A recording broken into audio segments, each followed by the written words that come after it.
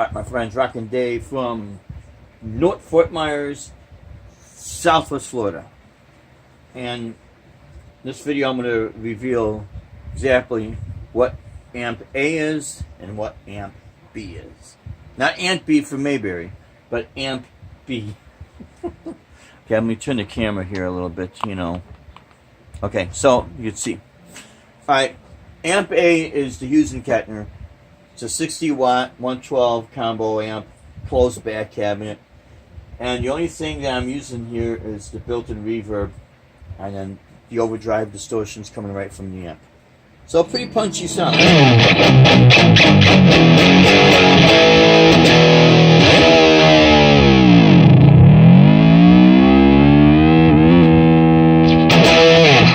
Okay, so now let's see what amp B is. Make sure I got the right cord. They both got them dangling here.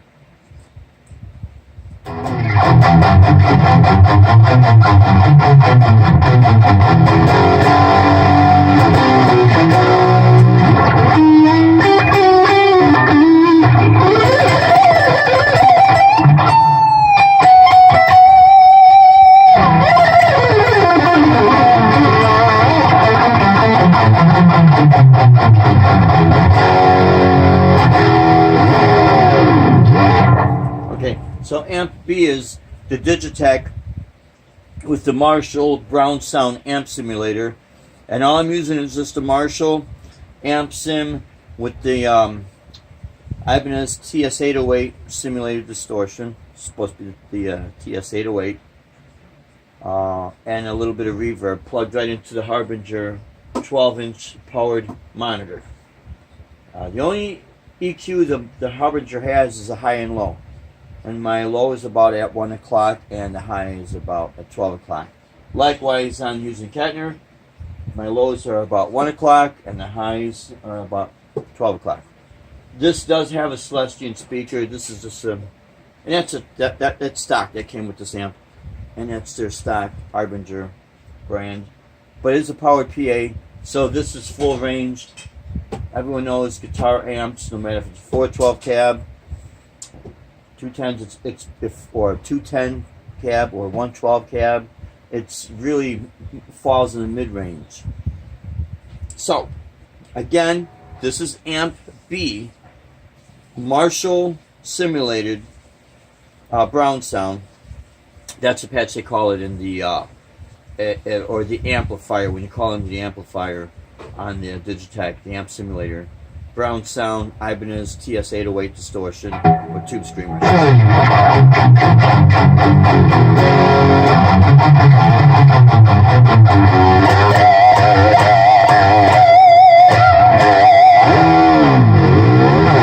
Okay, and then here is the Hughes & Kettner.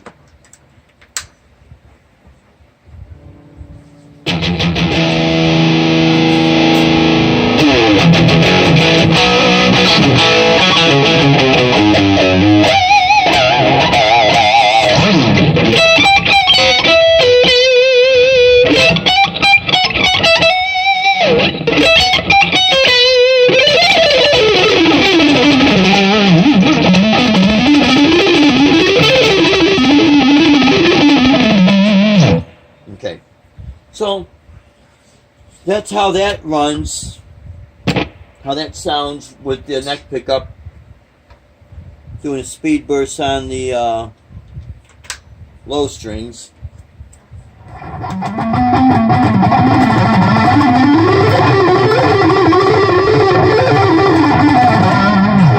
And that's what it sounds like with the Digitech. So Personally, each one has its own unique voice.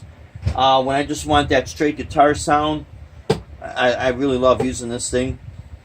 And I personally like using the amp's distortion. You really get that punchy sound.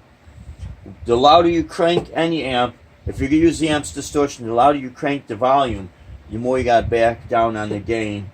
And my gain, I always leave them about maybe between 1 and 3 o'clock. Very seldom do I really crank the gain up, even on my simulator. On the gain on the Marshall Sim, I got it about the same, between 1 and 3 o'clock.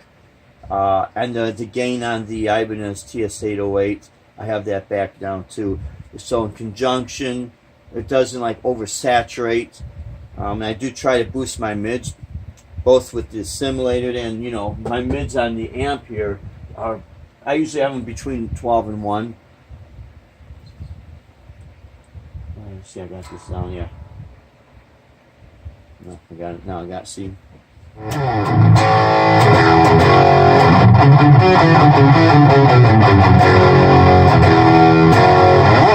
So, but personally, I like using the Digitech. It's convenient. It's an inexpensive unit. I know there's a lot more expensive units out there, but this does a lot more than those other units I've never seen anybody doing a demo on full range bass octave. And the Digitech really has it. So on all my videos, in my live chat videos, when I'm opening up with whether it's just an improvised jam, it's a lot of stuff that I'm either improvising or working on. I'll use the drum patterns from the Digitech and the bass pattern. I'm laying the bass down with this. So if you have headphones on, you'll definitely hear how strong that octave is on the Digitech. And this model is a RP360XP, and I've never heard on an octave. I used to have the Boss Octaver when it first came out, and then later on the Octave, and then on my ME70 and the ME50, it does have an octave, but it's nothing like this. The Digitech, you could actually feel bottom end. So the more you crank this, it's like you plug to get a bass guitar in. It's close to it. It's very, very close. A lot closer than some of the octave dividers I'm hearing on these, very expensive units. Now, I'm not cutting down the expensive units. They do sound great. But I will say this, Digitech, we've used it on hundreds of shows. We've done our tours, road shows, using this stuff, and it's held up and it's worked for me. So if anyone would ask me, would you go out and do a full tour with this stuff? I'd say yeah, because it's proven itself. And I've played in different types of climates, meaning weather climates, weather conditions, from very, very cool temperatures where there is moisture on the pedal itself to very extreme hot temperatures like we get down here in Florida, and it's never failed me. So that's exactly what I am using. That's amp A, is the Hughes & Kettner Edition Blue 60 watt. They don't make them anymore, that model, but Hughes & Kettner is always evolving. So they're great amps. I definitely would recommend, if you want to buy an amp and not have to break the bank and get a lot of money for your bank, their Tube Series amps, they're phenomenal. They are absolutely phenomenal. But this one is a solid state, all analog circuit, and it does sound great. So that's the difference between amp A and amp B. So anyways, I hope you guys like this. I hope this was informative. Leave in the comments what you think. And question number 1 would be to you: would you go out and would you use a Digitech through a powered PA speaker? And would you do road shows and or tours with that setup? That's question 1.